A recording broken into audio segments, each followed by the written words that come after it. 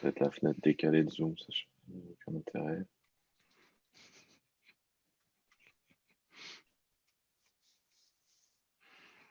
Bon, bonjour à tout le monde pour ceux qu'on n'a pas vus et qu'on n'a pas pris le temps de dire bonjour. Euh, Petite session avec Sexigraph en compagnie de Raphaël. On en a pour à Bonjour peu à près tous. 45 minutes. Je vais te laisser après te présenter, Raphaël. Et donc, merci encore à toi, Raphaël, de proposer ce petit talk. Ça va être sympa. On Merci pour reste vraiment l'invitation. dans l'esprit communauté, là, c'est ce que j'aime, donc ça va être très, très sympa. N'hésitez pas, mettez-vous en mute quand Raphaël parle, démutez-vous quand vous avez des questions. Raphaël, ça lui plaît quand on interagit avec lui, donc n'hésitez pas. Il faut rendre vivant la session. Faut pas le sortir de son contexte, hein. Ouais. Donc, euh, mettez-vous en mute juste pour éviter d'avoir des problèmes de fond, de bruit, ceux qui passent l'aspirateur ou autre, je ne sais pas. Donc, voilà. Après tout, c'est ça. J'ai rien d'autre à rajouter. Donc, écoute, Raphaël, à toi. Et merci une nouvelle fois de nous proposer ce talk. Merci à vous. C'est, en fait, disons que c'est un outil qui vit grâce à la communauté, donc c'est à moi de vous remercier. Euh, donc bienvenue à ce petit meet-up Sexigraph. Donc déjà, je vais commencer par débunker un truc tout de suite. Sexy, c'est juste l'anagramme de SXI. Et malheureusement, ça n'a pas été, ça a pas été perçu. Donc, comme je sais qu'il y a certaines personnes qui voudraient pouvoir l'utiliser, on va dire, en toute transparence dans leur environnement de travail et que ça passe, enfin, ça passe pas ou que ça passerait pas pour leur chef. On a eu enfin, en Europe ça va, mais aux US ça a été un peu compliqué. On a même eu des messages particulièrement agressifs sur le choix du nom, etc. Bon, je trouvais pas que c'était un truc aussi grave que ça, vu ce que l'outil propose, et puis vu que, bon, bah, en gros, à part la home, on le voit pas non plus partout, quoi. On voit plus les métriques et les graphes qu'autre chose, quoi. Donc, c'est pas non plus trop in your face, je trouve, mais bon, bref. Donc, on a décidé avec Fred de changer le nom. Donc, stay tuned parce on va faire un nouveau site. Alors, on va réorganiser aussi la partie doc parce que la partie VSphere maintenant, elle est quand même presque, enfin, elle est trop indigeste. Quand on a commencé, on n'avait pas autant de dashboards et c'était pas aussi, enfin, ça a grossi, on va dire. On n'avait pas prévu d'en ajouter autant au départ. On ne pensait pas que ça se cadrait aussi bien. Donc, Sexigraph, c'est une petite appliance, petite OVA dédiée pour, à la base, monitorer du vSphere et du vSAN. On a ajouté deux, trois features sympas parce que dans un environnement, enfin, quand on fait de l'admin VMware, on a toujours deux, trois petits trucs à côté. Donc, récemment, au départ, on a ajouté le support de FreeNAS parce qu'il propose un connecteur graphite. Donc, ça pousse les métriques graphite exactement sans qu'on ait besoin de toucher quoi que ce soit. Il y a juste un petit champ à rentrer le FQDN ou l'IP de l'appliance et c'est parti. Des petits dashboards Windows. Récemment, on a ajouté un dashboard Smart pour monitorer les compteurs Smart. Donc, on l'a fait à l'origine pour FreeNAS, mais c'est un script en fait qui marche sur n'importe quoi. Ça se base sur SmartCTL, donc je vous ferai voir ça après. Et pfSense aussi, parce qu'on peut avoir des petits firewalls pfSense. Donc, de temps en temps, on ajoute des petites features sympas sur autre chose que vSphere et vSAN, mais le gros du sujet, c'est vSphere et vSAN. Donc, on va repartir du départ.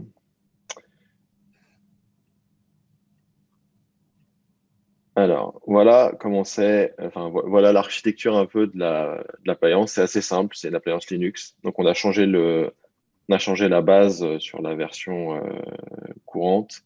C'est maintenant de l'Ubuntu pour coller à la HCL du SDK VMware. Le SDK, c'est du SDK Perl pour l'instant. Donc, sachant que l'annonce de VMware en août dernier fait qu'on va devoir shifter sur un autre SDK, parce qu'ils abandonnent le support du SDK Perl. Donc SDK Perl, pourquoi? C'était pas un choix, c'est pas Perl du tout au départ. Le choix s'est porté sur Perl parce que c'était le premier SDK qui supportait VSAN, historiquement. Donc, c'était surtout celui qui avait des premières mises à jour. Donc, quand on a eu besoin de sortir l'appliance, en fait, le seul qui avait le SDK 6, c'était Perl. Et après, il y a eu Python, etc., forcément. Mais donc, c'est pour ça. Et puis après, on est resté là-dessus parce que les performances nous convenaient et que c'était aussi, on faisait évoluer la solution. Donc là, le shift sur un autre langage, ça va prendre du temps. Et on commence déjà à le faire et on voit déjà qu'on a certaines petites difficultés. C'est pas juste un refacto, il y a des choses à changer parce que forcément, on a des limitations sur certains langages qu'on n'a pas sur d'autres, etc. On a un connecteur CollectD parce qu'on peut aussi envoyer des trappes SNMP. C'est aussi comme ça qu'on fait. On peut envoyer on peut avoir un petit connecteur qu'on installe sur les machines Linux pour envoyer des métriques. Le cœur de la solution, c'est Graphite. Alors pourquoi Graphite? Parce qu'au départ, Grafana, c'était, du moins la partie stockage de données, c'était Graphite. C'était le premier format supporté par Grafana. Après, il y a eu beaucoup d'autres. Notamment aujourd'hui, un qui a le vent en poupe, c'est Prometheus. Mais on a choisi Graphite parce que il y a une agrégation built-in des stats.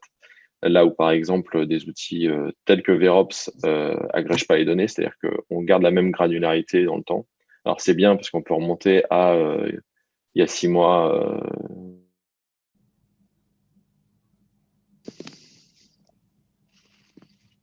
J'ai eu ce typique de toujours considéré que c'était inutile, ou on va dire ça va pas être intéressant dans 99% des cas.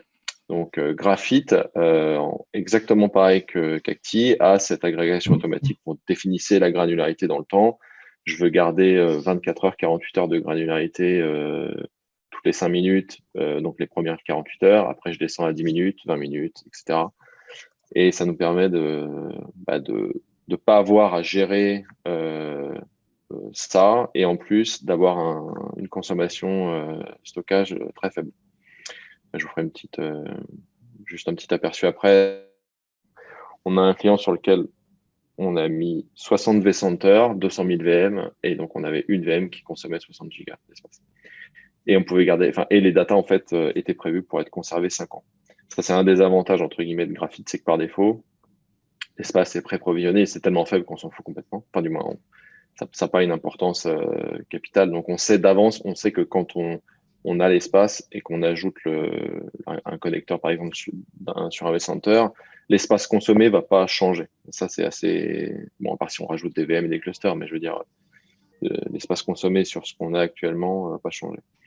Donc, Graphite, c'est juste un petit web service que Grafana va interroger et des services donc qu'on appelle Carbon. Donc, il y a un service qui s'appelle Carbon Cache qui gère l'accès aux données et qui permet aussi la lecture via le web service graphique. C'est pas une base de données, en fait, c'est des fichiers à plat. Chaque métrique est un fichier. Donc, ça paraît dingue, mais c'est scalable et on s'est connu pour ça. Exactement pareil que Cacti avec les RRD, c'est le file system qui fait le taf. Donc, en fait, la base de données, c'est le file system et chaque métrique est un fichier. Un des gros avantages de ça, c'est que, un exemple tout bête, vous avez un cluster à renommer, une migration, un nom de vCenter à changer, des choses comme ça. Vous avez juste à renommer le folder et c'est parti. Vous avez besoin de changer je sais pas moi, le nom d'un data store, pas de problème, vous changez le nom du répertoire. Pas de souci, il n'y a pas de manipulation. Alors, pour une VM ou un data store, c'est un peu, comment dire, ça paraît un détail, mais quand vous avez un cluster à changer, un vCenter à changer, des choses comme ça, ça fait toute la différence, quoi.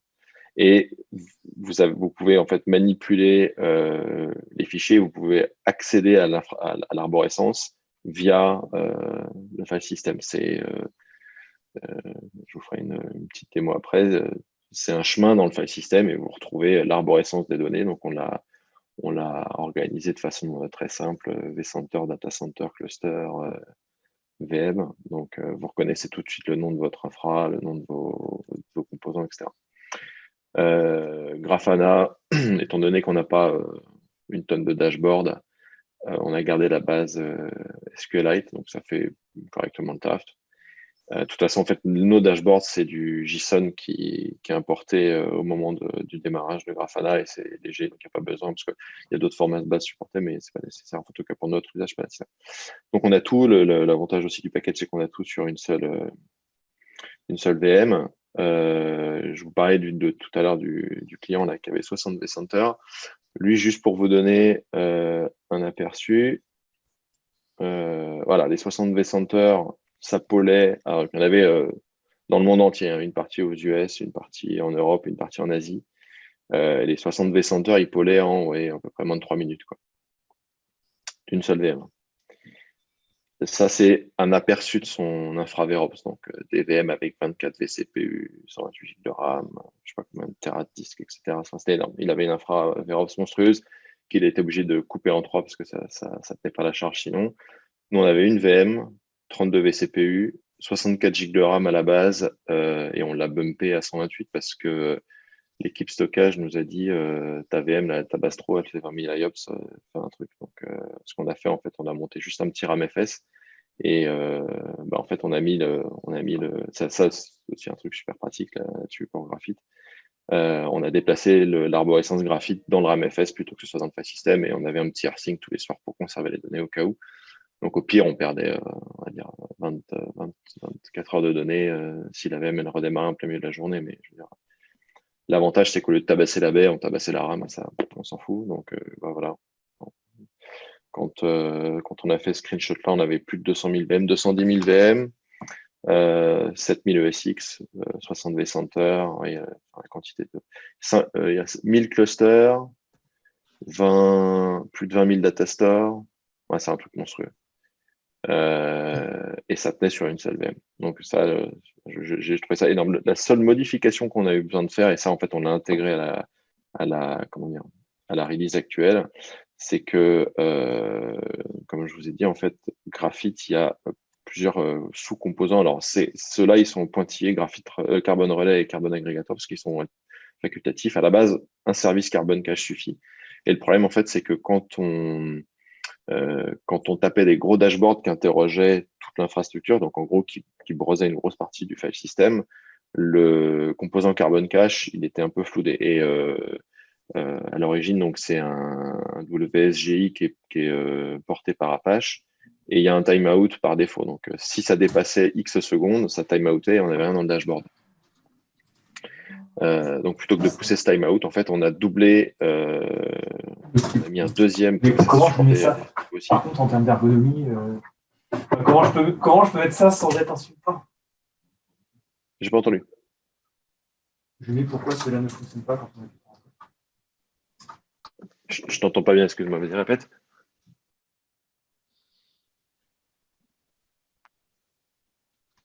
Ouais, je sais pas si. Ouais, je sais pas si c'était pour nous. Ouais, je sais pas si c'était. Okay, non, je sais pas. Ouais, il était pris à côté. Okay. Bon. Ouais, pas de souci. Ouais, ça tombait pile au truc, donc Ouais, c'est clair. Donc on a doublé parce qu'en fait tu peux avoir autant de services Carbon Cache que tu veux, et au-dessus tu mets un agrégateur qui va distribuer ça va faire du round robin sur ces services Carbon Cache. Donc on a juste doublé, on a mis un deuxième service Carbon Cache, l'agrégateur dessus. Et mais ça, on va dire, c'est transparent pour la plupart. Donc c'est comme ça qu'on a pu on va dire, soutenir la taille, parce qu'on avait du mal à dépasser les 150 000 VM à cause de ça. Enfin, surtout quand on interrogeait des dashboards qui typiquement, voilà, ce dashboard-là, en fait, c'est tous les clusters, tous les vCenters, tous les data centers. Donc c'est agrégation de tout. On a aussi pas mal bossé sur la partie polling des data. Surtout parce que quand on a par exemple une VM qui est en Europe et qu'on va taper sur des centers qui sont en Asie, on a une latence une latence réseau, qui est, on va dire, mécanique par rapport à la distance. qu'on n'avait pas pris en compte à la base, parce que généralement, nous, les appliances graphiques, elles sont très proches du vCenter, donc c'était pas un problème. Donc on a agrégé au maximum les requêtes pour faire le moins de requêtes possible au vCenter et après processer le résultat sur la VM. Donc pareil, pour pouvoir tenir, c'est moins de 3 minutes sur des VM, enfin sur des vCenter. Là, la moitié de ces vCenter-là, ils sont en Asie et ils ont 200-250 millisecondes de latence. Donc même le client vSphere, il est lent, quoi. Enfin, il est lent. On a un lag par rapport à un client HTML5, hein, bien sûr. Et puis bon, c'est des vCenter qui sont très busy, avec des dizaines de milliers de VM dedans, etc. Donc le moins de requêtes, le mieux c'est, quoi.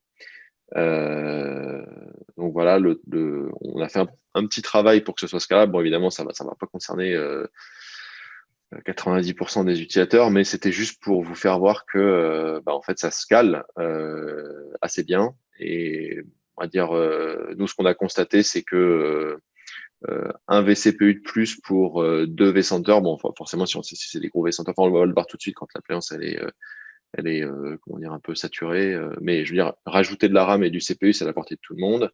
Et il n'y a rien besoin de faire d'autre, quoi. C'est ça qui est bien. Il n'y a pas besoin de toucher des fichiers de conf, etc. Et ça, pour ça, Graphite, c'est assez impressionnant. Donc voilà pourquoi on est resté aussi sur Graphite. Et puis, c'est tout. Donc, les versions de Grafana, elles ont un peu évolué depuis le début. Donc là, cette année, on a fêté les 50 SexiGraph. À la base, quand l'appliance est sortie, c'était un travail en fait qu'on avait fait sur un autre format.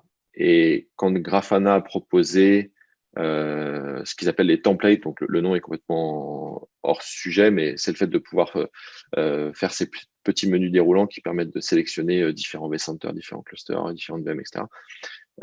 Du coup, ça nous a permis de packager l'outil dans une appliance vide et qu'elle se peuple toute seule. Parce qu'en fait, l'outil qu'on avait utilisé, vous allez rigoler, hein, l'outil qu'on a utilisé, donc ça, c'était le paysage des applications dispo à l'époque où on a sorti SexiGraph, donc des trucs, voilà. Et puis on avait aussi besoin pour la partie vSAN de vSAN Observer, qui était malheureusement un outil enfin, c'est un super outil, mais il faut le lancer pour pouvoir y accéder. Donc, en fait, quand on est dans une session de troubleshooting, le problème, c'est que les éléments à troubleshoot, enfin, comment dire, les métriques dont on a besoin, ils sont déjà passés quand on intervient sur un incident ou sur une suspicion d'incident. On a besoin d'avoir juste un historique de quelques minutes. C'est pas possible parce qu'en gros, il faut lancer l'outil manuellement pour avoir accès à ça, quoi. Donc, en fait, à la base, c'était sur Cacti qu'on avait commencé le travail. Donc en fait, toute cette arborescence-là, elle était presque à faire à la main, donc c'était pas possible. On cherchait un truc qui soit dynamique, quoi. Parce qu'en fait, quand on commence on est avec Frédéric donc sur différentes missions, et quand on commence à gérer des gros parcs, on a besoin d'avoir une vue sur le périmètre du cluster. Enfin, nous, c'est comme ça qu'on le percevait, quoi. On avait besoin d'avoir une vue sur le périmètre de ressources du cluster. Donc, je vais vous faire voir un peu ce qu'on avait en tête comme type de dashboard. Voilà, ce qu'on voulait, c'était ça. C'était, ça c'est pour, voilà, c'était une vue sur le compute, une vue sur comment était consommée la RAM, une vue sur le stockage, une vue sur le réseau. Bon, après, on a poussé, on a rajouté la partie HBA. Une vue sur comment est consommé le compute et comment est consommé la RAM et comment est consommé le CPU. Bon, le ratio VCPU, PCPU, ça c'était un truc intéressant aussi. Le power usage, donc vous voyez que là, ce client-là, il est à 2 MW, donc voilà, c'est confortable. Une vue sur les vMotion, parce que ça peut être indicateur d'un mauvais réglage DRS ou d'un événement particulier. On a rajouté les storage vMotion sur cette dernière version, une vue sur la latence côté stockage et sur les IOPS. Donc en fait, voilà, cette vue-là, on l'avait nulle part. Enfin, cette idée de dashboard qui regroupe les... Comment? C'est toujours pas pour moi. Donc Donc, ce type de dashboard-là, on l'avait nulle part et on n'avait pas, on n'a pas trouvé d'outils à ce moment-là qui permettaient de les faire et de les faire simplement. C'est pareil, même le problème des outils, on va dire, commerciaux, c'est que j'imagine que ces conservateurs ils prennent tous les métriques au cas où le client en ait besoin. Mais en fait, globalement, enfin, sincèrement, dans le cadre de troubleshooting, à part quand on commence à rentrer dans les trucs super pointus, pour dégrossir un problème, on n'a pas besoin de savoir la latence d'un lien, quoi. Ça va commencer par quelque chose de plus grossier en amont, quoi. Déjà, identifier comment dire, d'où vient le problème, quoi. Est-ce que c'est réseau, est-ce que c'est stockage, est-ce que c'est compute, voilà. Donc, rien que ça au départ, on n'a pas besoin de tous ces métriques-là, quoi. Donc, c'était un peu ça. C'était, on a quelqu'un qui nous remonte un problème sur un cluster ou sur un ESX ou sur une VM. On peut avoir des dashboards qui vous permettent d'avoir juste en un clin d'œil le périmètre, quoi. Qu'est-ce qui se passe à un instant T sur le cluster. Donc voilà comment ça a commencé. Il y a 5 ans. Et donc, au départ, on était assez focus sur les clusters. Et puis, du coup, comme Graphite scalait plutôt bien, on a rajouté le monitoring des VM. Et comme on pouvait se permettre de même créer des compteurs en agrégeant des métriques existants, on a, par exemple, je vous ferai voir après, créer des compteurs pour les snapshots, des choses comme ça. Là, récemment, on a créé un métrique qui n'existait pas, enfin qui existe nulle part, qui permet de monitorer le nombre de VMDK par Datastore. Donc ça peut être sympa. Bon, il y avait une chasse aux sorcières à l'époque comment dire, il y a quelques années où on faisait attention au nombre de VM par Datastore par rapport aux réservations SSI. Bon, ça n'a plus trop lieu d'être en VAI, mais nous, ce qu'on voulait un peu voir, c'est pour, par exemple, quand on a des clusters, quand on a des pods SDRS, voir en fait s'il y a une répartition inégale ou très, très inégale du nombre de VMDK par Datastore, ça peut être intéressant aussi. Enfin, en tout cas, ça vous permet d'avoir une petite vue sur un truc qui n'est pas forcément évident à spotter au départ. Donc, j'ai parlé de ça. Alors, faut que je déplace la fenêtre là. Le site, on va le faire évoluer. De toute façon, quand on va changer de nom. Parce que là, par exemple, on a typiquement beaucoup trop de rubriques. Donc, en fait, on va classer ça par sous-groupe. On va regrouper ça un peu comme ce qu'on a fait sur la dernière version de Grafana la version, je crois que c'était 6, permet de faire des folders. Donc là, maintenant, on a tout organisé par folder. Donc, on va refaire la doc aussi de la même façon, où on va regrouper par tout ce qui concerne les vCenter, tout ce qui concerne les clusters, les datastores, les VM, etc. Parmi les nouveautés, un truc qui me tenait à cœur, c'est un détail, mais bon, je trouve ça sympa aussi. Je m'en suis servi assez récemment pour spotter un problème sur lequel le hoster n'avait pas communiqué. Une des nouveautés sympas de la dernière version, c'est le fait d'avoir donc les sensors que vous voyez là sur le hardware L, ce qui était le hardware status avant le client HTML5, il n'y a pas d'historique là-dessus. Donc vous arrivez sur le dashboard, ok, bon, il y a un warning, par exemple, je sais pas moi, sur le voltage ou sur une température, vous savez pas depuis quand c'est là, ou si ça arrive, vous n'avez pas vu la progression, etc., etc. Maintenant, vous l'avez. Aussi bien pour les serveurs qui sont dans des clusters que pour des serveurs qui sont standalone et unmanagés, parce que une des nouvelles features aussi, c'est que maintenant on peut monitorer des ESX unmanaged, c'est-à-dire pas connectés au vCenter. Donc ça peut être super sympa pour les labs, ça peut être super sympa pour les agences, parce que ça arrive aussi d'avoir du robot où il n'y a même pas de vCenter, parce qu'il n'y a pas forcément besoin, un ESX ça suffit, avec quelques VM dessus, et ça à monitorer, c'est compliqué. La plupart des outils, c'est je me connecte au vCenter et basta. Donc ça, c'était un truc sur lequel j'avais mis un peu de côté, mais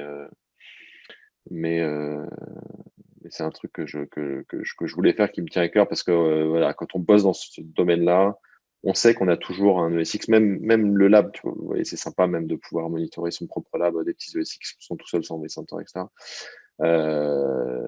Donc là, vous avez, alors, Ça s'appelle pas IPMI, même si les compteurs, on va dire, remontent de l'IPMI. Donc ça va dépendre complètement de votre hardware vendeur. Typiquement, je vais vous faire une petite live démo. Donc, alors, ça, c'est une question qu'on m'avait posée là dans le chat. La migration de données, elle est super simple. Alors, elle va encore être simplifiée avec avec la prochaine version, parce que là, on a changé un petit peu l'appliance. Avant, c'était un seul disque et tout était dedans. Là, on a séparé le système et la partie graphite. Donc, en gros, ce que Grafana va vous afficher. Donc, c'est un autre VMDK qui a un label.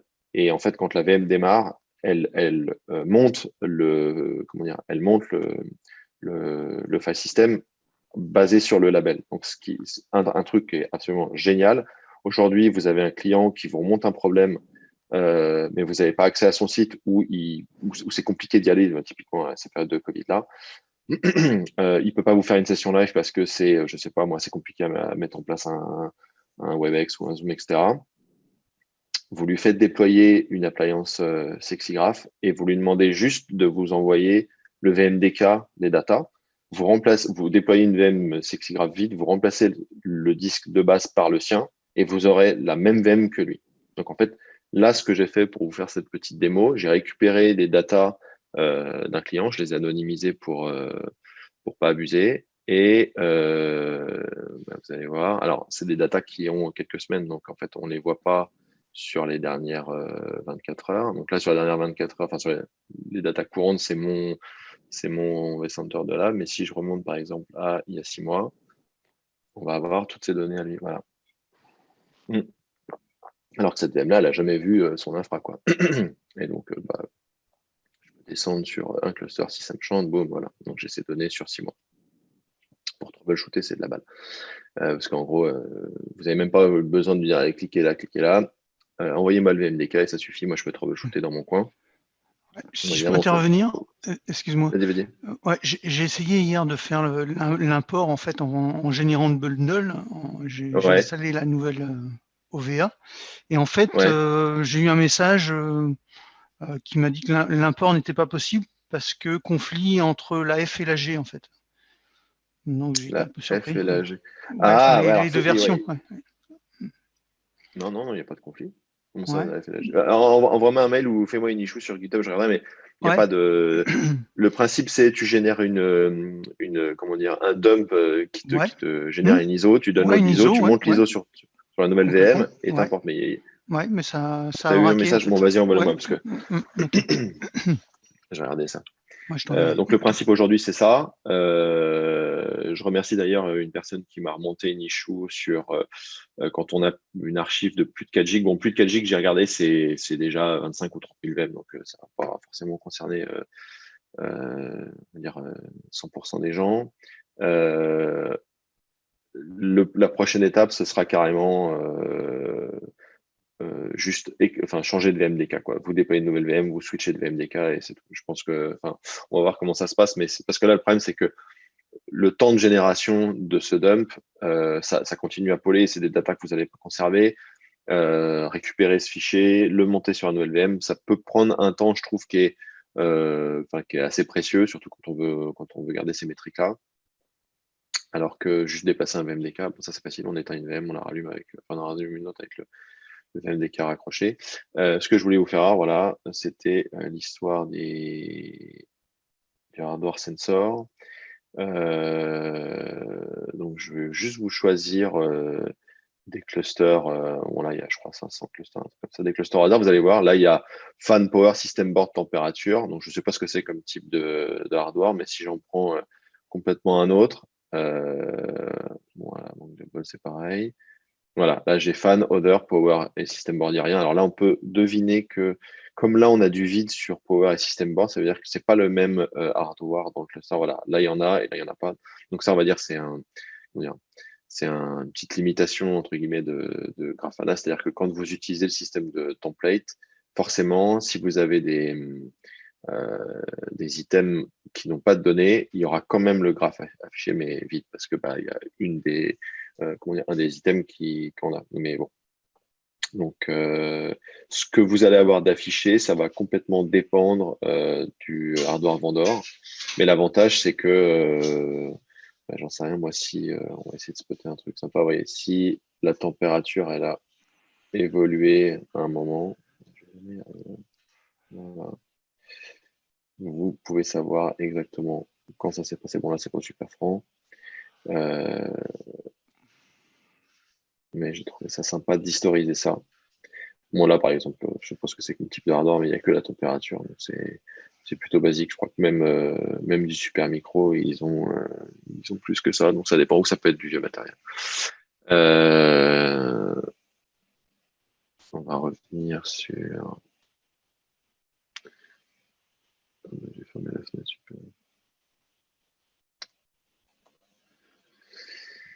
Sur les features de cette nouvelle version, parce que je me souviens même plus par cœur. Donc hardware sensor, on a JED, je vous l'ai dit, on a ajouté pfSense et Smart. Donc pfSense, ça va se présenter comme ça, pour ceux que ça intéresse. Donc on a comment dire, la santé, on va dire, de l'AVM ou de l'instance pfSense et comment dire, les flux réseau des différents liens, y compris les liens OpenVPN et PPPoE. Et on a aussi la partie package filter, donc ça c'est le truc intéressant de pfSense. On va avoir un peu une vue sur ce qui se passe au niveau du firewall. On a donc les compteurs smart, ça se présente comme ça. Donc je ne sais pas pourquoi c'est des points plutôt que des. Je pense que je ne peux pas l'exécuter assez fréquemment. Enfin, bref, ça devrait faire des lignes. Ça c'est un petit NAS, que j'ai chez moi. Bon, bref. Voilà, vous avez des trucs comme ça. Bon, franchement, ça peut être sympa. Ça a l'air de rien, mais ça peut être super sympa pour. Enfin, moi, j'ai spoté sur un gros NAS des problèmes sur un disque parce que il y avait un compteur smart qui incrémentait. Alors, c'était très lent, mais quand on regardait genre, sur 3-4 mois, on voyait un trend très différent des autres disques. Donc, en fait, ça permet j'ai pu le changer avant qu'il pète, quoi. Bon, j'ai commencé à voir qu'il avait un peu de latence, ça se ressentait, mais c'était pas, il n'était pas éjecté de la grappe RAID. Donc, on va dire, je trouve ça assez pratique de pouvoir monitorer. Enfin, c'est des trucs, je considère qu'on devrait avoir de l'historique là-dessus. C'est vraiment des trucs, le compteur, quand il dépasse un threshold, ouais, on sait que c'est pas bien, mais le fait de le voir atteindre ce threshold-là, ça peut être super pratique dans certains cas, enfin, surtout là-dessus où là, c'est par exemple sur ce NAS-là, c'est des listes de 10 Tera à rebuild, ça prend un peu plus que 5 minutes, quoi. Ensuite, ah oui, j'ai rajouté un petit truc NetData. Bon, ça, c'était plus pour quand vous avez un doute sur les performances de la payance, on a rajouté un petit dashboard NetData.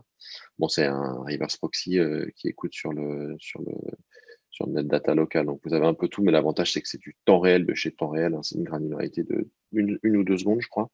Donc, si vous avez un doute un peu sur le dimensionnement de votre VM, ça, vous pouvez le spotter tout de suite.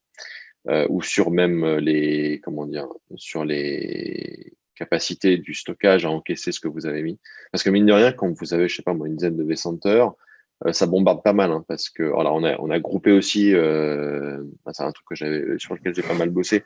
Avant, chaque métrique, on shootait à Graphite et il se débrouillait pour committer les données. Là, en fait, on les envoie par lot et ils committent tout d'un coup. Donc ça paraît un peu plus, c'est un petit peu plus soft pour le stockage, mais bon, quand vous commencez à avoir plusieurs dizaines de milliers de VM, ça tabasse pas mal le stockage. Donc ça vous permet de voir juste, si par exemple c'est stocké sur des disques mécaniques, ça vous permet de voir si vous atteignez pas des limites en termes de latence ou en termes un peu moins de débit, mais un peu en termes de latence. Bon, on a rajouté un dashboard carbone métrique et Apache Scoreboard, ça c'est plutôt pour du troubleshooting. Raphaël, est-ce que ouais. on m'entend? Salut Cédric, ouais, on t'entend. Ouais. Oui, bonjour, c'est Cédric, Cédric Lévéré. Je me permets juste, j'avais une question. J'ai vu du NetData, t'en as peut-être parlé. J'ai joint à la réunion un peu tard, malheureusement, je suis désolé. Ouais. L'intégration de NetData est récente là, parce que c'est excellent ça. Oui. J'adore NetData. Ouais, c'est la.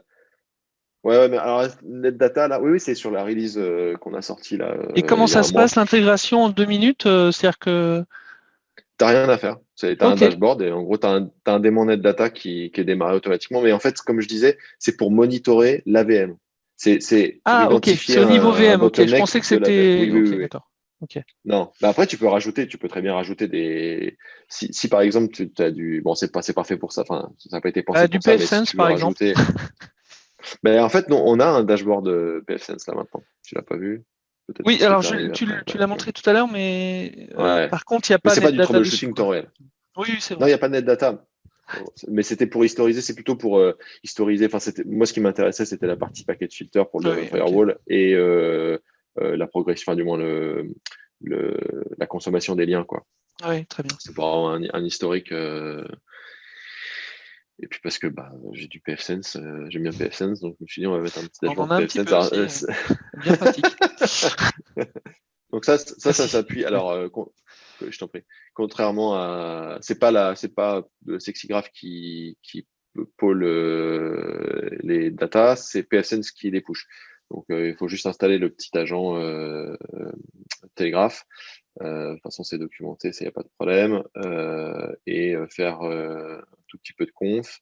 Alors, il faut faire attention. Il faut vraiment configurer tel que sur le screenshot, parce qu'il ne faut pas sélectionner d'output là. En fait, l'output, il est précisé ici et c'est en fait, le format de l'importance, parce que c'est comme ça qu'on retrouve les données, surtout qu'on peut identifier parce que c'était pas fait pour Graphite à la base, c'était fait pour Prometheus. Donc, la façon dont les données sont écrites, comme je disais, le truc critique sur Graphite, c'est l'arborescence des données, quoi. C'est l'arborescence des répertoires avant d'arriver aux métriques. Donc ça me permettait de retrouver, enfin de savoir en gros que c'était cette VM-là, ce lien-là, ce compteur-là, et pas parce que dans d'autres, il y a d'autres formats où c'est complètement l'inverse. Enfin, bref, donc c'est important. Juste de copier-coller ça, changer la target par la vôtre, et basta, quoi.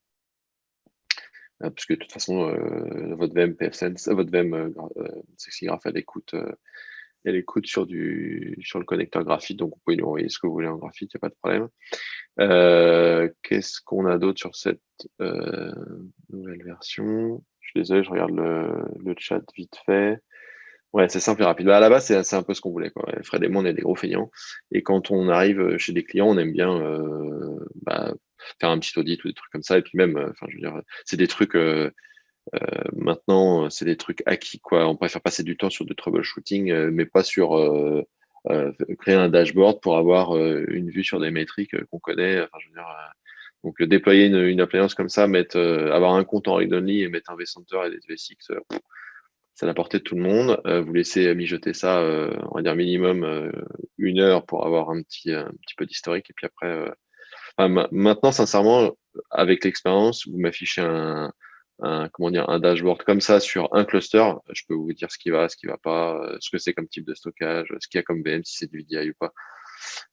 Parce que en fait, on voit les patterns, les use cases, ils se voient sur le dashboard, quoi. On a plus d'activités réseau que sur un truc traditionnel. On a plein de VM éteintes, donc on suppose que c'est du VDI parce que voilà, c'est démarré au besoin, enfin, des choses comme ça.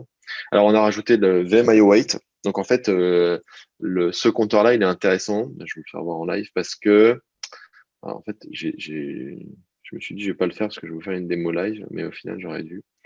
Parce que pour retrouver. Alors, je veux juste, par exemple, vous faire voir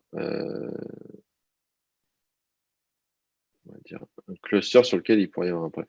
Si je pouvais virer ce truc zoom de merde là. Putain, la barre zoom, elle prend une place de dingue. Je vais vous trouver un cluster, par exemple, où on a un petit souci. Et puis après, on va creuser dedans, quoi. Alors, ce que je cherche, bon, là, je peux déjà vous dire qu'il y a un problème. Là.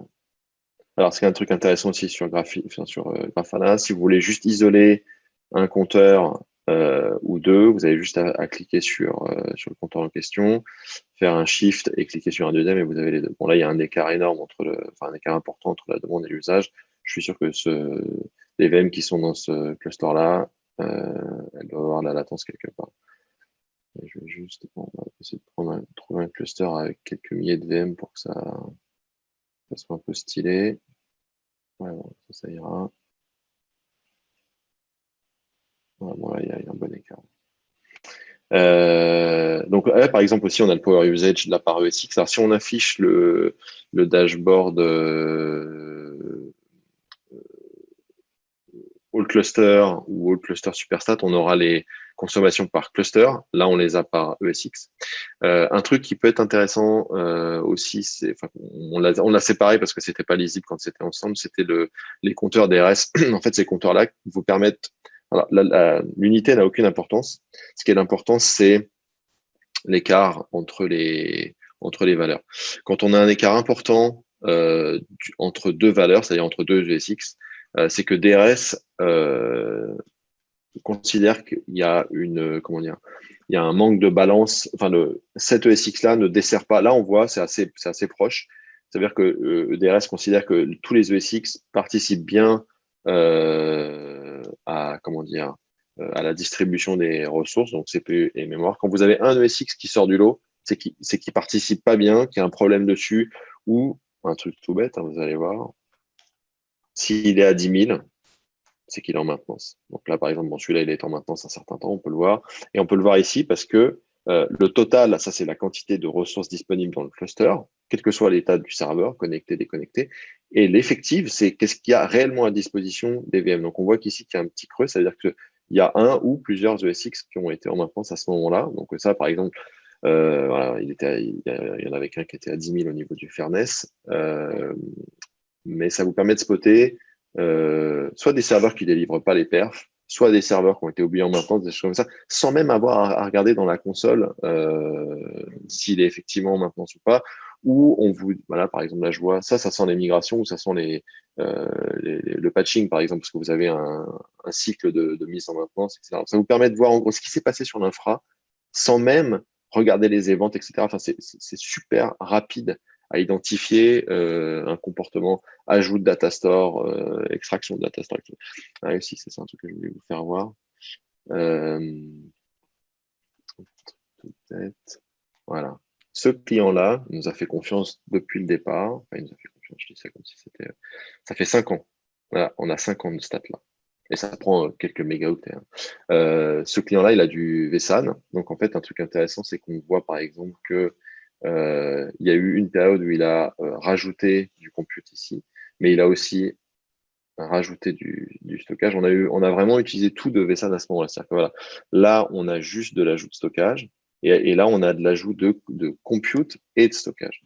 Donc, voilà, typiquement, ça vous permet de voir un peu ce qui s'est passé en 5 ans, la progression. Donc, il y a eu une petite progression de VM. Là, il est en train de décom cette infra-là. Donc, on voit ça baisse au fur et à mesure. Bon, 5 ans, on a choisi 5 ans. Bon, là, vous voyez aussi, c'est aussi les moments où on a rajouté certains métriques. Donc, c'est pour ça que les périodes précédentes. Mais bon, vous voyez, j'accède à 50 données en un claquement de doigts.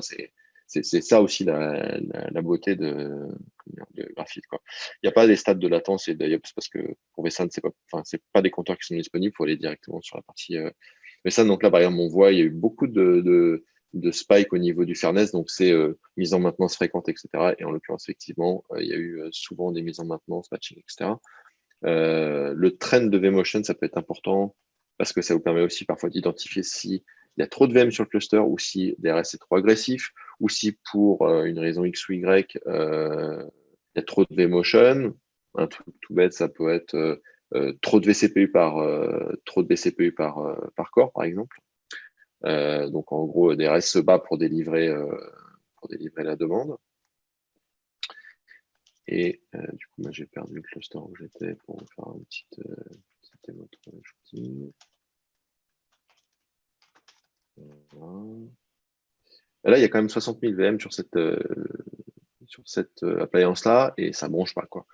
Alors, il n'y a pas de polling en ce moment parce qu'on accède juste à des données historiques, mais bon, c'est juste pour vous faire voir que 60 000 VM, même sur une infra-VROP, ça commence à pousser, quoi.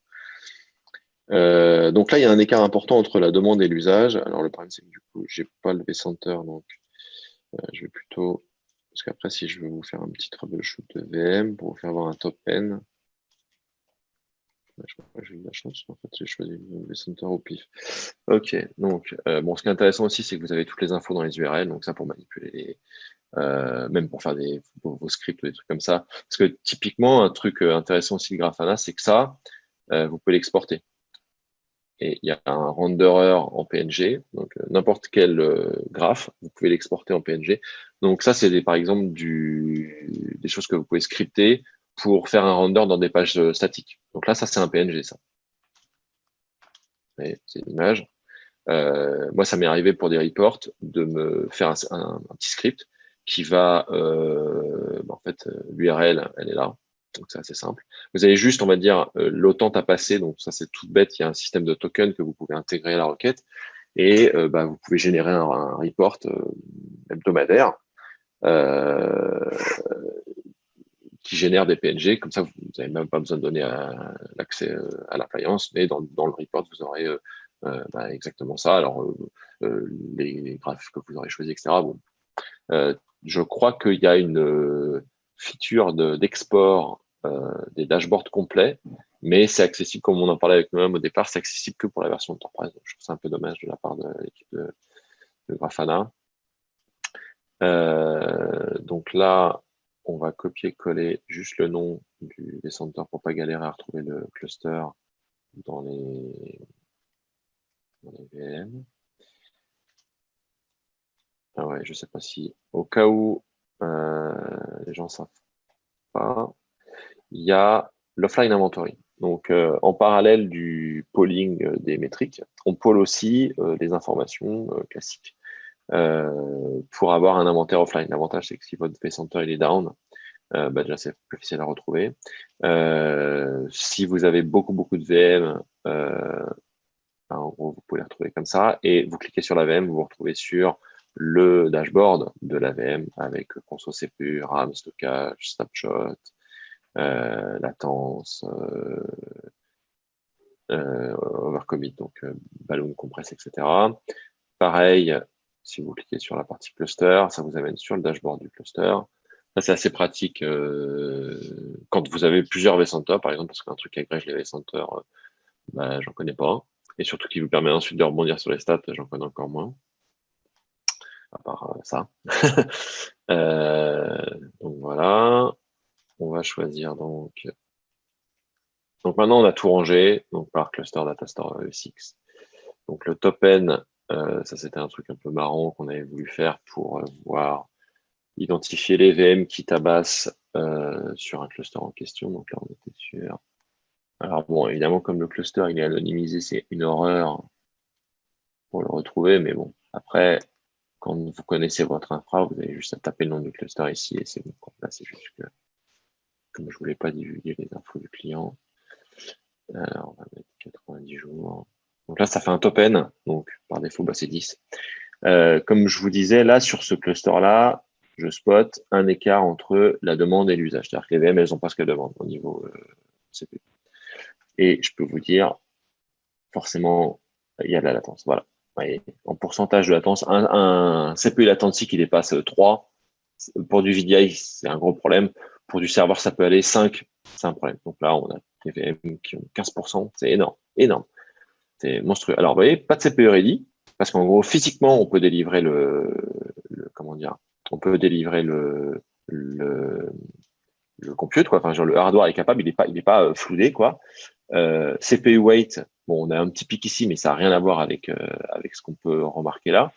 CPU weight, en fait, on a retiré le l'idle du compteur par défaut VMware, parce que par défaut, le CPU weight VMware intègre l'idle, donc en fait, c'est difficile de voir si c'est l'idle ou si c'est de l'IOWeight. Donc, on a soustrait le l'idle, donc en fait, ce compteur-là n'est pas le même compteur, mais ça, c'est écrit dans la doc, que celui de VMware. Ça vous permet de voir vraiment l'IO weight. Donc en fait, en gros, ça vous permet de voir si le CPU weight généré, comment dire, perçu par la VM est lié au compute ou au au stockage ou du moins à une difficulté de committer les IO. Donc là, ouais, typiquement, quelqu'un qui vous dit, bon, je vois partout, ça c'est BIOS mal configuré ou Power Management pas configuré.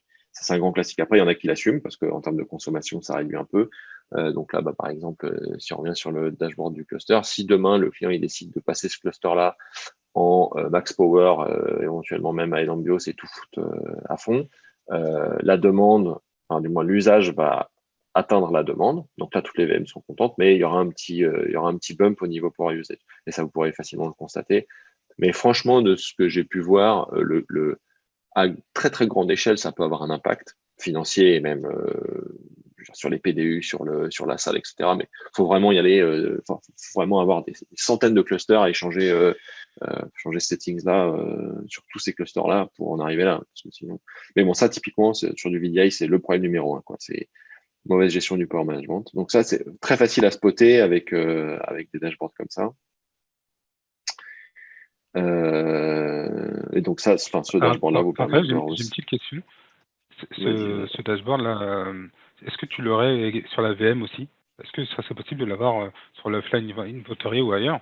C'est-à-dire que sur la vue VM, tu vois que la VM n'a pas forcément... C'est-à-dire que là, tu vois sur la vue VM qu'elle n'a pas forcément toutes les ressources qu'elle demande, quoi.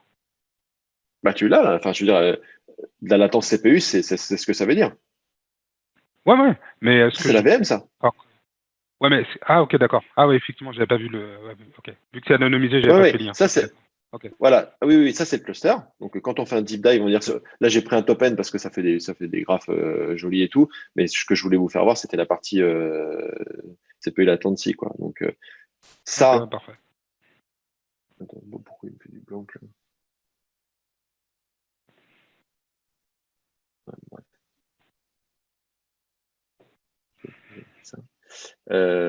Ça c'est les VM. Ça en gros, je peux te prendre une seule VM par exemple. Là ici c'est bref. Oui, ça c'est le nom des VM, c'est anonymisé donc ça veut rien dire, mais ça c'est les 10 VM qui tabassent le plus, enfin qui ont le plus haut taux de CPU latency du cluster que l'on a choisi. Okay. Bon, et là aussi on a un petit peu de latence stockage, c'est un peu dégueulasse, mais bon. Donc ça tu l'as à la VM. Alors après c'est pareil, quand tu viens du VM inventory, attends, c'est quoi? Ça je l'aurais pas dans le VM inventory parce que en fait, cette VM-là n'a jamais polé cette infra-là. Donc, j'aurais pas de lien, j'aurais rien dans l'inventaire. L'inventaire, tu l'as que si tu as mis un vCenter dans l'appliance. Vraiment sur la partie, tu sais, Credential Store. Et là, à ce moment-là, il va interroger le vCenter lui-même. Parce que là, en fait, on a récupéré que les données, que les métriques pures, quoi. Mais bref, oui, tu pourrais, hein, je veux dire, cette VM-là, par exemple, si elle est dans l'inventory, tu cliques dessus, tu vas arriver en fait sur ça. Sur la partie si tu retrouves ça. Je sais pas pourquoi il veut pas me... Ah ouais, il m'avait pas régénéré la VM. Okay. Hop, tu vas arriver là-dessus. Mais sur la VM toute seule. Tu vois. Et là, tu vas avoir la latence ici. Quoi. Bon, tu vas le spotter plus facilement. Tu vois, avoir une latence de 15%, c'est monstrueux hein, pour une VM avec un CPU qui bosse pas. C'est qu'un problème. Tu vois tout de suite qu'il y a un problème. Mais tu vois bien que c'est pas lié au stockage. Parce qu'en CPU weight, donc on va dire, je vais le renommer ce compteur-là parce que CPU weight, c'est pas parlant. C'est plutôt IO weight. IO weight, il n'y a rien. C'est-à-dire que le stockage, aucun problème pour committer ce que la VM elle a commité. Puis en plus, si tu vois le disk usage, c'est des clopinettes, 3 mégasecondes. À part si c'est tout IO et que ça tabasse, mais on sait rien, quoi. La VM elle fout rien. Et pourtant, elle tape de la latence. Donc ça, c'est clairement problème de config. C'est souvent un problème de config power. Je veux pas non plus. C'est un dashboard qui nous a vraiment servi pour troubleshooter. Il y avait des ESI qui n'étaient pas en P-state ou en C-state et c'est vraiment ce dashboard-là qui nous a permis de facilement troubleshooter. Celui-ci ou celui-là? Le précédent, là. Ouais, celui-ci. Ouais. Celui-là, sur les VM, là? Ouais. Non, sur les ESI, sur le cluster. Ah oui, d'accord. Ouais. Ah, ça, franchement, quoi. Enfin, pourtant, ça a été plutôt bien documenté par Frank Denman et Duncan Epping, enfin surtout Frank Denman, la partie demande et usage. Mais il y a encore, il y a encore des gens qui ont soit qu'on n'a pas pris, parce que c'est vrai que c'est quand même, genre, quand on se tape ce bouquin-là, je sais pas que c'est indigeste, mais ouais, il faut s'accrocher, techniquement, c'est soutenu, quoi. Puis des fois, on oublie, puis etc. Donc, c'est pour ça aussi que la partie, comment dire, compteur DRS, ça peut servir, mais surtout, ouais, l'afficher comme ça. Alors, des fois, malheureusement, quand on a des gros clusters, en fait, ça écrase l'écart entre ces deux compteurs-là. Donc, moi, j'aime bien juste les isoler pour pouvoir constater l'écart de juste ces deux compteurs-là. Parce que quand tout va bien, ils se confondent. Je peux même, enfin, il faudrait que j'arrive à vous trouver un cluster où il y a une petite progression de VM, et vous verrez qu'en fait l'écart augmente petit à petit. On va passer à autre chose. Oui, j'ai déjà mis 30. Noam, tu veux... Non, ça va. Moi, non, T'as commencé ton sandwich, Noam, peut-être déjà. Mais pas encore. Non, j'ai demandé. Non. J'ai demandé qu'on aille me le chercher, mais je suis pas sûr de l'avoir. J'ai pas dû utiliser les bons termes ou la façon, donc je suis pas sûr. T'as pas été assez grave. Alors Truna, c'est excuse-moi, j'avais pas vu le comment dire. Pour 1000 VM, des clopinettes. 1000, c'est rien. Je peux dire, on a tapé 200 000 pour 1000 VM. Je sais pas, enfin ça dépendra du nombre d'éléments que tu as à côté, mais 1000 VM si tu es à 150 IOPS, c'est beaucoup du monde, quoi. Truna et Freenas, c'est la même chose. Il y a le même composant, il y a le même connecteur graphite. Donc en fait, tu as juste l'IP ou le FQDN. Tu verras dans la doc, c'est assez simple. C'est dans Advance de Freenas et Trunas, pareil. Voilà, un petit tour avec capacity planning. Alors, j'ai pas compris la question. Peut-on prendre en compte le pic d'usage RAM CPU sur la projection? En fait, il n'y a pas de projection. Malheureusement, Grafana. Si, il y a capacity planning. Mais pas sur les ressources. Si. En fait, on a les deux. Alors.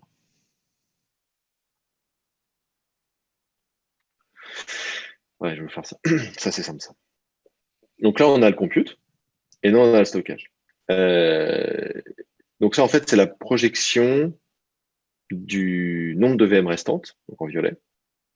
Et le bleu, c'est le nombre de VM. Enfin, c'est pas une projection, justement. C'est un constat. Donc là, on voit que l'infra est stable. Évidemment, il n'y a pas d'évolution. En violet, c'est ce qu'on pourrait mettre basé sur la moyenne de ce que ces VM-là consomment. Donc c'est très, comment dire, c'est très basique, hein, comme calcul. Et c'est pour moi, malheureusement, Grafana permet pas de se projeter dans le temps et de faire un trend comme par exemple via Surveillance, ça c'est intéressant. Le seul truc, c'est que si on a, on va dire, une courbe qui a tendance à grimper, je pense que visuellement, on peut se projeter. Est-ce que, désolé, est-ce que c'est moi qui ai posé la question? Tu disais on se base effectivement sur la moyenne. Est-ce qu'on pourrait se baser sur le max, avec des échantillons plus fins, en fait?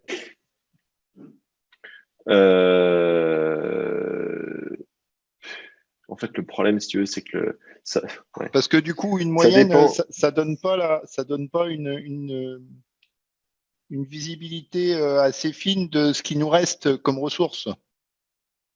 Parce qu'elles peuvent être consommées à un instant T par beaucoup de VM sur un intervalle plus réduit.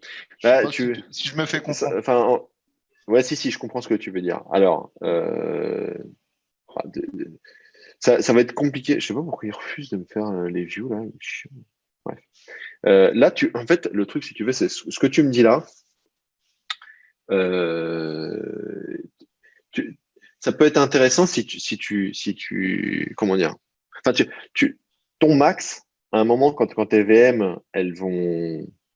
Bon, c'est sûr que si tu as des VM qui foutent strictement rien et que tu les as oversizés, là ouais, ça va être compliqué. À la limite, ce qu'on pourrait éventuellement faire, c'est plutôt que de se baser sur la conso, se baser sur le provisioning. Parce qu'en fait, un des choix qu'on a fait au départ, c'est d'avoir une agrégation super agressive. C'est pour ça que on a un volume de données très faible. Parce que on a considéré que dans le temps, il n'y avait pas un intérêt majeur à garder une granularité importante et qu'au contraire, ça bouffe de l'espace pour, on va pas dire pour rien, mais on s'en sert très peu, quoi. Alors, il y a par exemple un compteur intéressant, peut-être c'est le CPU entitlement. C'est le CPU qui reste à un moment donné. Ouais. Alors, ça, tu l'as sur DRS. Oui, tout à fait. Donc, peut-être qu'on peut l'utiliser pour se projeter. Non, Moi, à la limite, je peux regarder un truc. Hein, c'est que moi, je trouverais ça plus pertinent dans ton histoire de gestion de risque d'utiliser les valeurs de provisioning plutôt que des valeurs max que la VM est atteinte. Tu vois ce que je veux dire?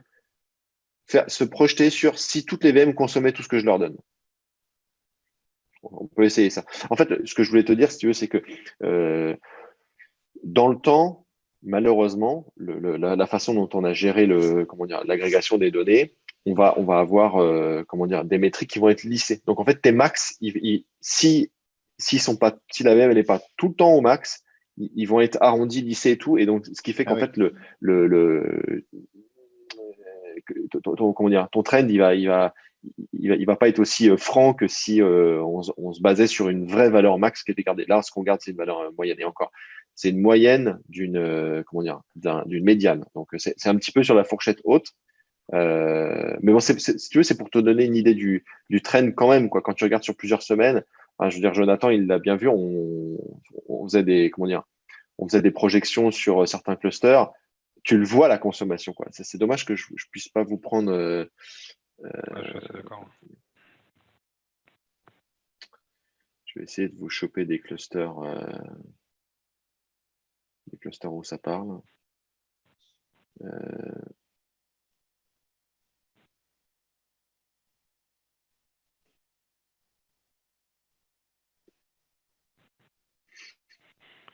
Moi, pour partager mon expérience sur ce dashboard, nous, ça fait des années qu'on utilise ce dashboard pour faire notre CAPA.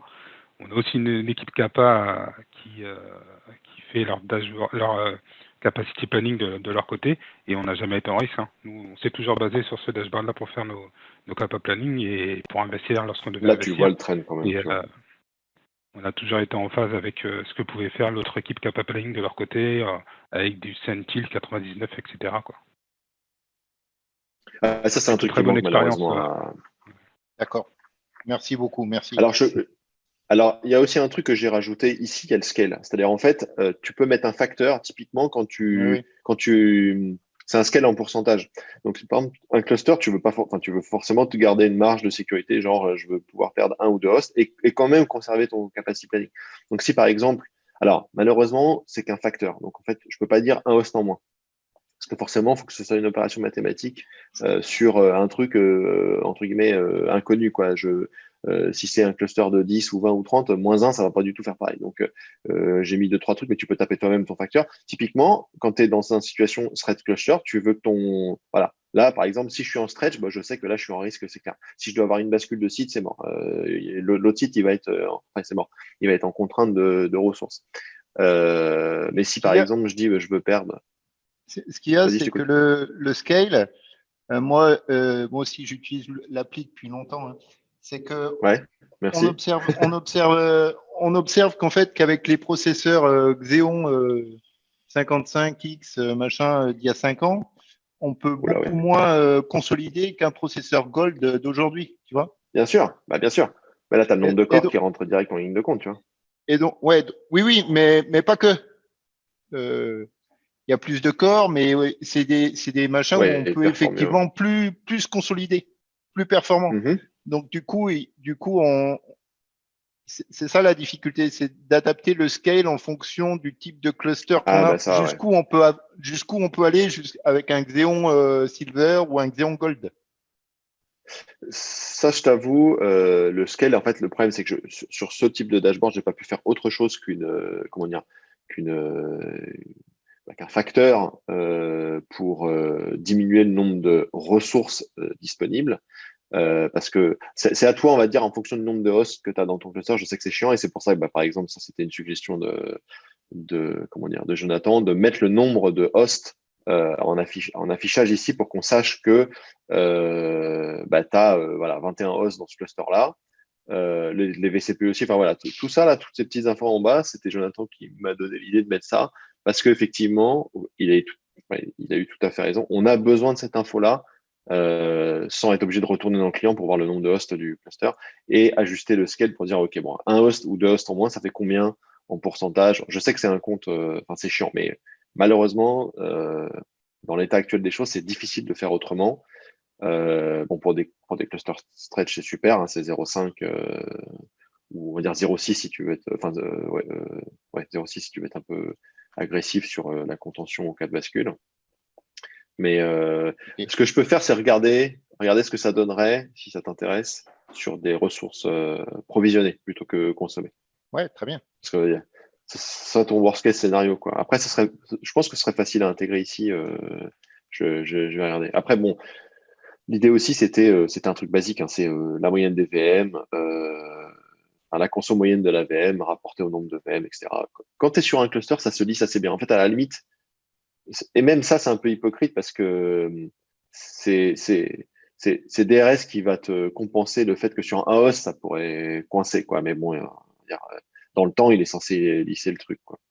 Mais je vais regarder ça, si effectivement ça peut être intéressant pour, ne serait-ce que pour effectivement se projeter dans une situation où tout le monde consommerait tout, quoi. Tiens, un petit truc que je voulais vous faire voir, ça c'était aussi une idée de notre ami Jonathan. Très bonne idée. Si vous avez un jour envie de voir la consommation par type de fichier, par exemple. Genre combien j'ai de snapshots sur mon infra ou par cluster aussi, hein, parce que tout ce qu'on voit là, ça c'est sur les full clusters. Donc là, c'est la conso par type de fichier. Donc après, vous pouvez changer sélectionner tous les clusters ou certains seulement, mais là sur une infra globale, ça peut être intéressant. Et si vous faites type de fichier, vous tapez snapshot, vous sélectionnez tous les types qui concernent les snapshots. Et là, vous avez en gros sur votre infra, qu'est-ce que j'ai en snapshot de consommer, quoi. Donc ça peut être ça va être un peu assez sympa. Et sur la deuxième abscisse, vous avez le nombre de snapshots. Ah, je vous ai pas fait voir aussi un petit truc qu'on avait rajouté. Alors, je sais pas si ça va, comment dire. Sur ce sujet-là, Raph, là, sur les snapshots, est-ce qu'on pourrait, est-ce que tu pourrais faire évoluer et même afficher, un autre snapshot qui affiche la création, la date, tu vois, des snapshots, et du coup, on verra les snapshots qui existent depuis plus de je sais pas, plus de 30 jours, qui sont sur les infra, plus de 60 jours. Ça peut être intéressant, enfin, je sais pas si c'est possible, mais ça pourrait être intéressant d'afficher. Le truc, si tu veux, c'est qu'en fait, ouais, mais tu l'as déjà, parce que, quelque part, hein. Sauf si tu substitues un snapshot par un autre, mais pour moi, ça revient au même, quoi. Parce que par exemple, sur une VM ou sur un ESX, ou enfin, du moins sur un cluster, si tu vois un snapshot depuis longtemps, enfin, du moins, un nombre de snapshots fixe depuis longtemps, il y a de grandes chances que ce soit les mêmes. Il n'y a que si tu as des fluctuations, tu sais, de la nuit et le jour, où tu sais que c'est des snapshots,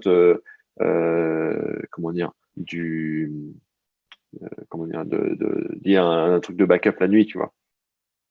Ouais. Mais si le nombre de snapshots en baseline n'évolue pas, tu peux être sûr que si tu remontes à 6 mois, 1 an, parce qu'en fait, c'est pas facile. Affiché graphiquement, je peux pas te faire la différence entre un snapshot qui est créé tous les jours et qui est supprimé tous les soirs et un nouveau qui est créé et un vieux snapshot. Tu vois, c'est quasiment impossible, quoi. Tu vois ce que je veux dire? Ouais.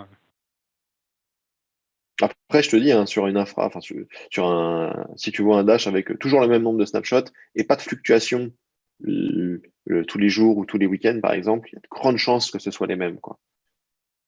Si, tu peux le voir sur un truc, je vais te voir après. Ça, c'était pour vous faire voir en pointillé, on a le nombre de VMDK. Donc, c'était un truc que je traînais depuis longtemps. que je voulais faire depuis longtemps. Et je me suis dit, c'est l'occasion. Ah, c'est top. C'était.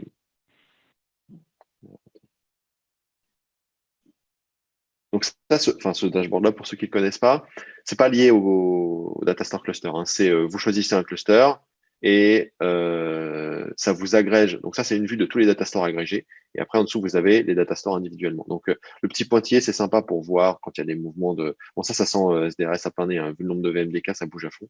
Ça peut être aussi sympa de voir, par exemple, que l'évolution de la volumétrie, c'est pas forcément lié à la conso ou à comment dire, la conso des VM, mais ça peut, on voit bien que c'est lié aux fluctuations des VMDK. Donc, c'est des machines qui bougent, quoi. Donc, typiquement, sur 6 mois, un truc tout con, hein, on voit un truc comme ça. Soit c'est un environnement où il y a énormément de création et de suppression de VM, parce que ça va revenir même, ou SDRS n'arrête pas de bouger les VM à droite à gauche. Ça peut être un problème, quoi. Algo mal tuné, ou comment dire, une densité trop importante ou pas assez d'espace, c'est ce qui fait qu'il est obligé de jongler en permanence, des choses comme ça. Ça vous permet d'avoir une petite, comment dire, une petite intuition. Et ça, c'est un métrique qui n'existe pas. Donc, voir le nombre de VMDK par data store, c'est comme, je ne sais plus quelle métrique. Ah oui, si, le nombre l'historique des storage motion par cluster, c'est pareil. C'est pas facile à spotter avec les outils traditionnels, quoi. Ah ouais, ce que je voulais te faire voir, Jonathan, si j'arrive à trouver une VM, tu peux le voir sur les VM. Tu as un compteur qui s'appelle Delta.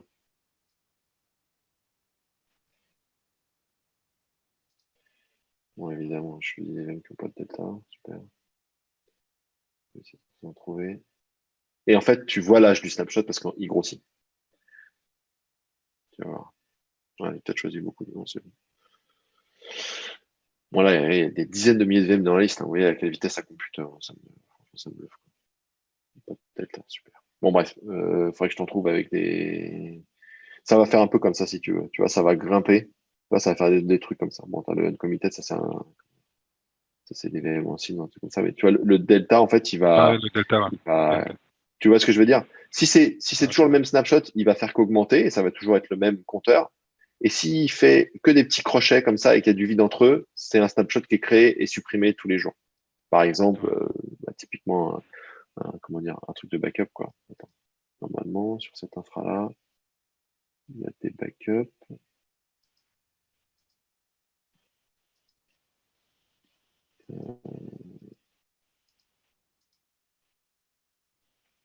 Ouais, non, c'est pas ça.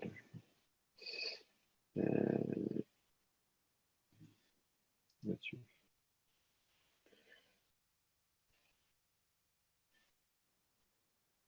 Voilà. Tu vois, ça, c'est un vieux snapshot. Tu vois, typiquement, parce que c'est toujours le même compteur. Bon, il a été supprimé, mais tu vois. En fait, le problème, c'est que là, les snapshots, ils restent pas assez longtemps. Tu vois, s'il n'y a rien, alors que ça snapshot tous les jours, c'est que ça dure moins de 5 minutes. Et donc, si ça apparaît, tu vas avoir un petit truc comme ça, un petit point, ou sinon, ça va être un petit peu plus, comment dire. Faudrait que je te trouve une VM où le snapshot, il a duré genre 10-15 minutes, quoi, le temps de backuper. Ouais, donc, là, tu le verras à la VM. Mais c'est sûr que c'est pas facile, comment dire. C'est pas facile de spotter l'âge des snapshots à part en regardant individuellement sur les snapshots, quoi. Non, mais c'est parfait. Qu'est-ce que je peux vous faire voir d'autre? Bon, maintenant, en fait, typiquement, voilà, le comptoir hardware sensor, moi, je vais vous faire voir. Ça, c'est voilà, unmanaged. Donc là, on a un ESX, c'est le ESX qui héberge la VM en question, celle-ci, là, sur laquelle je suis. Et donc, c'est du super micro, donc on a quand même des trucs de base, hein, les fans, la température et le voltage, donc c'est sympa. Ça m'est arrivé de spotter des problèmes d'alimentation avec ça. Raphaël, justement, en parlant de ça, là, j'avais une question. Tu as possibilité d'identifier les disques justement physiques par l'intermédiaire présenté au tout début là, par plugin IPMI de visualiser les disques failed, voire même pré-failed, tu vois, ceux qui commencent à. Alors, en fait, toi, tu parles de quoi? Du compteur Smart ou de la partie VMware? Sur la partie, je pense, smart. La question, je pense, qui était plutôt orientée sur les compteurs smart. Ah, j'ai pas vu. Alors, sur la partie smart, alors c'est rien à voir avec la partie C'est une question qui était sur YouTube, c'est pour ça. Ah, ok. Alors, sur la partie smart, oui, parce que... bon, attends, je vais te faire voir, en fait, parce que moi, ça m'est arrivé, et donc, du coup, je m'en suis servi comme screenshot. Quand tu vois, par exemple... Tu as un compteur. En fait, le problème, c'est que ça va dépendre du vendeur aussi des compteurs smart. J'en ai vu enfin, j'ai vu des disques, par exemple, du Seagate où il va y avoir 2 fois plus de compteurs que du Hitachi, des choses comme ça. Ça va vraiment dépendre du vendeur. Après, il y a des compteurs quand même qui sont assez, assez connus. Là, typiquement, celui-là, là. Alors, j'ai utilisé le nom et pas le code. Donc, offline uncorrectable. Vous voyez, là, sur ce truc-là, il y a, je crois, 4 ou 5 disques. Et celui-là, il s'enflamme, là. Vous voyez, là. Et il marchait encore, le disque, il n'y a pas de problème. Mais ça monte de ouf. Donc, il y a certains compteurs qui historisent le nombre de retry ou bon, le wear out, ça c'est plus pour les SSD. Ça, par exemple, les secteurs railway, donc tout ce qui est bad block. Donc ça, on en a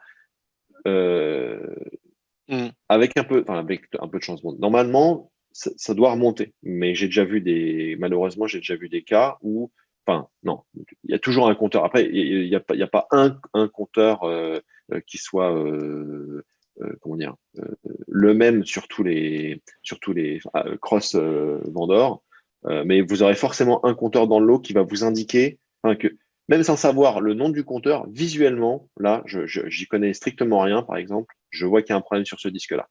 Il y en a un qui s'enflamme sur plein de compteurs différents, il y a un problème, quoi. Donc, même si vous connaissez pas le nom du compteur, avec un dashboard comme ça, juste historiser ces valeurs-là, ça va vous permettre de spotter un disque qui sort du lot pour une raison X ou Y. Et en fait, ce disque-là, en fait, au départ, j'ai eu une suspicion parce que sur FreeNAS, depuis je sais plus quelle version, il y a NetData, je crois. Ouais, c'est ça. Il y a un NetData intégré et il y a des alarmes par défaut qui vous envoient des notifications ou des mails, selon ce que vous avez configuré, s'il y a un des disques qui est busy plus de, je crois par défaut, c'est 5 minutes ou 10 minutes. Donc, déjà, vous avez ces alertes-là qui vous mettent la puce à l'oreille, vous regardez les compteurs smart, ok. Parce que quand on regarde les compteurs smart, on voit juste des valeurs, on fait bon, ok, lui, il en a plus que d'autres, est-ce que c'est grave, depuis quand, machin, truc. Alors que quand vous avez un historique, là, vous voyez tout de suite qui sort du lot, depuis quand, quel trend il y a, etc. quoi. Donc oui, il y en a. Après, ça dépend du vendeur. Mais la plupart du temps, le nom, il est assez. Enfin, je veux dire, je suis pas un expert smart, mais offline uncorrectable, bon. Ça, de toute façon, ça pue. Ouais. Et celui-là, je l'ai changé d'ailleurs. Et j'ai pas eu de mal à l'identifier parce que sur la baie, bon, le truc, il clignotait tout le temps. Hein. Il galérait tellement à écrire et à lire que j'ai pas eu de mal à trouver lequel c'était, quoi. Donc voilà, n'hésitez pas aussi à poser vos questions. Bon, il y a plein d'autres sujets. Enfin, je veux dire, c'est pareil, 45 minutes, même 1 heure sur des trucs comme ça. Il y a tellement de compteurs qu'on récupère. Mais il y a rien que ça. La quantité de compteurs qu'on a, c'est des clopinettes par rapport à ce que les outils classiques type Verops, Turbonomic, l'outil de Vim, je me souviens même plus du nom. Vim1. Ouais, Vim1. Eux, ils récupèrent tout. Mais genre, tout. Le moindre chemin SCSI, genre vous avez, je sais pas, une LUN avec 8 passes, il va récupérer le moindre IO de chaque passe. Donc, ça sert à rien du tout. Enfin, je veux dire, ça sert, mais dans 0,00001% des cas, et il n'y a aucun intérêt de le garder 5 ans, par exemple. Donc, rien qu'avec un tout petit peu de compteur, vous voyez ce que vous pouvez faire juste parce que c'est mis en forme d'une certaine façon. Et après, vous creusez, quoi. De toute façon, quand vous avez des problématiques comme ça finit en ESX stop ou ça finit, vous avez besoin de compteurs quasiment en temps réel. Nous, on pôle toutes les 5 minutes et on veut s'y tenir. C'est aussi pour ça. J'ai vu des infraverts parce que le truc galérait même pour pôler toutes les 10 minutes. Quel intérêt? 10 minutes, c'est monstrueux. Déjà, moi, je trouve que 5 minutes, c'est beaucoup. Typiquement, pour Vsan, on pôle toutes les minutes. J'ai même pas d'ailleurs abordé la partie Vsan. Et encore, je trouve que c'est un écart important. mais faire moins, c'est compliqué. Et puis, on veut pas non plus tabasser les centers. Mais vous voyez, rien qu'avec peu de compteurs, juste bien mis en forme, ça vous aide au quotidien pour l'administration et pour le troubleshooting. C'est aussi pour ça qu'on a fait ce choix-là de prendre uniquement les compteurs dont on avait besoin. Et il y a même, enfin, je veux dire, sur les 5 ans, là, il y en a qu'on a dégagé parce qu'on considérait qu'on s'en servait plus. Typiquement, il y a un dashboard, je vais finir là-dessus, qu'on a complètement changé, qui s'appelle Cluster Usage. Parce qu'en fait, avant, on a eu plein de demandes là-dessus. Avant, c'était mixé, il y avait une partie compute, une partie stockage. Et on me disait, ouais, mais le problème, c'est que je sais pas forcément, j'ai besoin de savoir vite fait si c'est la RAM ou le CPU. Donc, voilà, on a fait ça. Donc, en fait, par défaut, c'est le latest. Donc là, forcément, c'est une infra qui polle plus. Donc, quand je me regarde sur les 6 derniers mois, ça correspond au dernier polling. Mais par défaut, quand vous affichez ce dashboard-là, c'est toujours en gros la contrainte la plus récente, quoi. Donc ça peut être vers juste 3 compteurs par cluster, donc c'est du multi-cluster, ça vous affiche tous les clusters du vCenter en question. CPU, RAM, disque, voilà. Et ça, franchement, c'est super rapide. Vous affichez ça sur un gros screen et c'est live, quoi. Donc ça, c'est ce qu'on a changé et on a dégagé quelques compteurs au passage parce que du coup, ils servaient plus. Et ils seront dégagés par le comment dire, si vous n'avez pas pensé à l'activer, n'hésitez pas. On a un petit house cleaner, voilà, on a un petit auto-purge. Donc, il n'est pas activé par défaut parce qu'on ne veut pas supprimer vos données. Ça, c'est un truc que je prépare. Donc, n'hésitez pas à l'activer. Par défaut, c'est 120 jours. Donc, en fait, ça dégage tout ce qui n'a pas été modifié depuis 120 jours. VM supprimé, cluster supprimé, data store renommé, des choses comme ça. Donc, n'hésitez pas à l'activer. 120 jours, je trouve que c'est assez conservateur. Je connais des gens qui ont dû le descendre à 15-20 jours, surtout sur des infras, par exemple, VDI, où il y a beaucoup de création et de suppression de VM. Donc, ça fait beaucoup de VM orphelines, entre guillemets, de compteurs orphelins.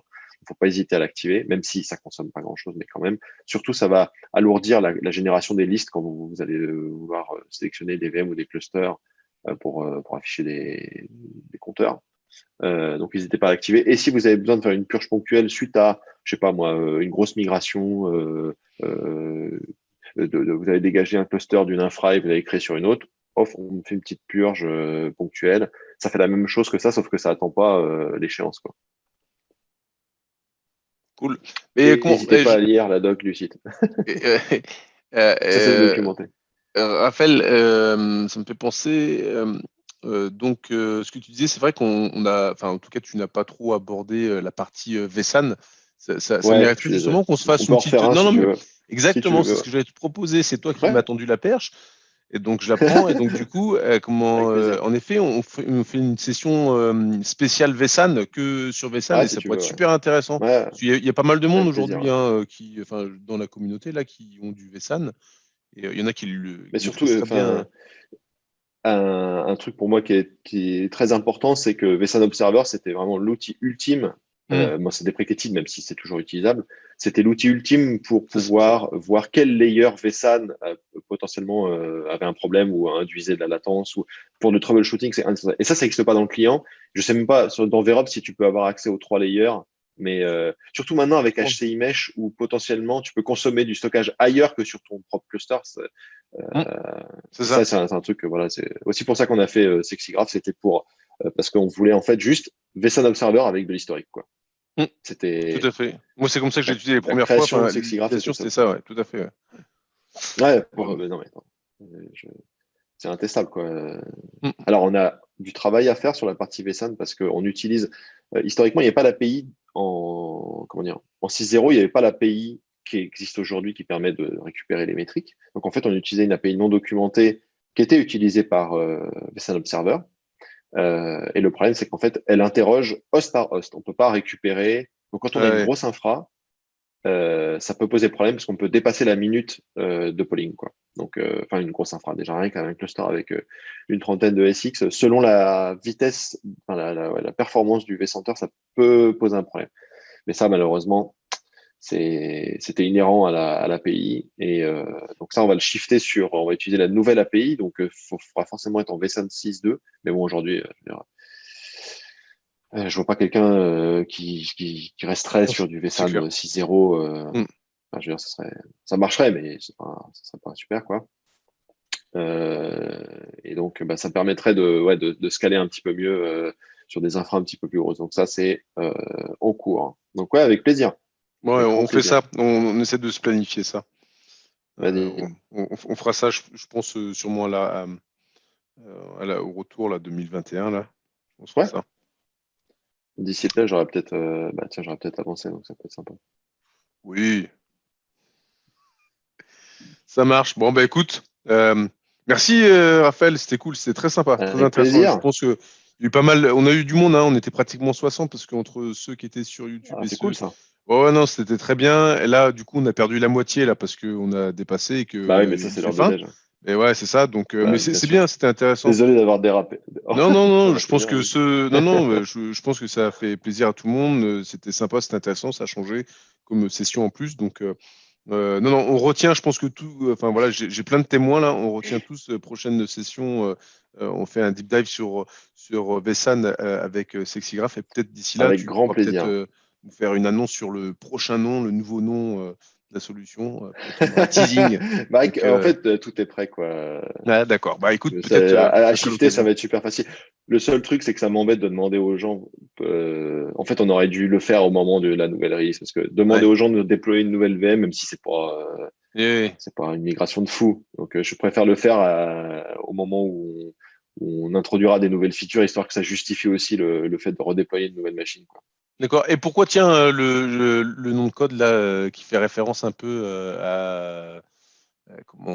au jeu Half-Life là pourquoi ce nom de code? C'est des conneries parce que on aime bien avec Fred les conneries, tu vois, genre codename et tout. Tu vois, quand tu as baigné dans l'IT des années 90-2000 avec les codenames des CPU Intel et tout, tu vois. Donc, il fallait un codename pour les releases. Et comme en plus, c'est les 20 ans d'Half-Life. Oui, c'est clair, j'ai vu ça. L'année dernière. Putain, dingue, Half-Life. Et donc, les 20 ans d'Half-Life 2, je crois même. Et donc, on aimait beaucoup Half-Life 2 et puis on s'est dit, tiens, il faut que tu choisisses un topic, tu sais, où il y ait suffisamment de, comment dire, tu as des noms de villes, par exemple, ou des noms d'endroits comme fait MS ou Apple. Ouais. Et puis on s'est dit, voilà, on va prendre des. Puis à chaque fois, tu vois, on prend un petit screenshot de la ville en question. Là, je t'avoue, on commence à être en galère là. Highway 17, je crois que c'est le dernier, j'ai trouvé, il y avait un truc sympa. Mais il n'y a pas 50 places. Non, c'est clair. Ouais. Je shifterai peut-être sur épisode 1 et 2 à un moment d'Half-Life 2, mais moi, c'est déjà. Alors, par contre, un truc qui nous tenait à cœur, c'était le fait de garder la nomenclature 0,99 pour pas dire, enfin, tu vois, pour dire qu'on n'a pas la prétention d'avoir un produit fini, tu vois ce que je veux dire? Ouais, tout à fait, je vois. Bon, je sais que ça paraît complètement dingue pour certaines personnes, tu vois, où c'est pas rationnel, mais pour nous, c'était aussi de dire, voilà, on continue à bosser dessus, et puis bon, on s'en fout de ça. C'est pas important. C'est tellement à contre-courant de Chrome version 80. Tu vois, les mecs, dès qu'ils ajoutent une feature, boum, ça y est, ils augmentent la release de 2 points. Enfin, je trouve ça aussi ridicule à l'inverse, quoi, tu vois. C'est sympa. En tout cas, félicitations à vous deux, hein, à Fred, hein, qu'on n'oublie pas, et toi, Raphaël. Donc, chapeau, en tout cas, pour le boulot, c'est super bien. En tout cas, on est très contents, toute la communauté, je pense. Voilà. Donc, n'hésitez pas à intervenir. Ceux qui restent, c'est pareil, si vous avez une idée de talk, vous voulez faire une petite session, partager quelque chose. C'est vraiment, en tout cas, ici, c'est vraiment l'endroit, la place où vous pouvez partager. En restant, comme vous voyez, tout à fait humble. C'est vraiment l'esprit de la communauté, donc n'hésitez pas.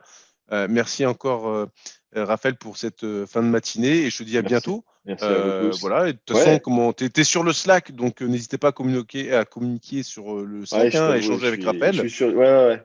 Voilà, et en plus, il est dispo en ce moment, je crois. Ouais, un peu, ouais. Donc voilà, donc n'hésitez pas. En tout cas, merci à vous tous. Je vous souhaite une bonne journée, une bonne fin de semaine. Bientôt des bonnes fêtes de fin d'année. Portez-vous bien et à très bientôt. En tout cas, merci à tout le monde. Merci beaucoup. Merci Raphaël. Allez, merci. Ciao. Ciao.